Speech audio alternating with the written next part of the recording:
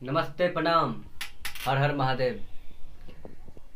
जितने भी ये मानती म्यूजिक भोजपुरी में आप सब लोग हमें देख रहे हैं, सबको पैर छू के प्रणाम कर तानी। और हम भोजपुरी गायक आकाश बिहारी, और हम बहुत शर्मिंदा बानी कि हम ये पासवान के बेटी सपनवा में आती है ये गाना गाए हैं। और गाना डिलीट हो चुका है, फिर भी यूट्यूब पे न्यूज बना के डाला जा रहा है। मान के चलिए, अगर विवाद जितना आप लोग बढ़ाइएगा विवाद उतना ही विवाद बढ़े। तो आप लोग से हाथ जोड़ के विनती है कि आप लोग विवाद ना बढ़ाइए, यहीं तक ख़त्म कीजिए विवाद।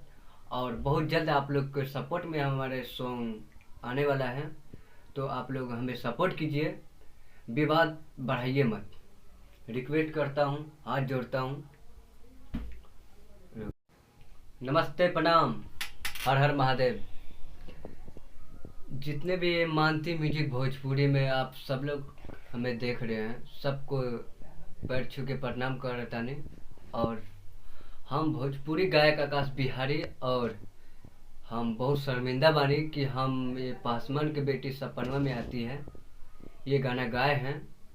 और गाना डिलीट हो चुका है, फिर भी यूट्यूब पे न्यूज बना के डाला जा रहा है। मान के चलिए, अगर विवाद जितना आप लोग बढ़ाइएगा विवाद उतना ही विवाद बढ़े।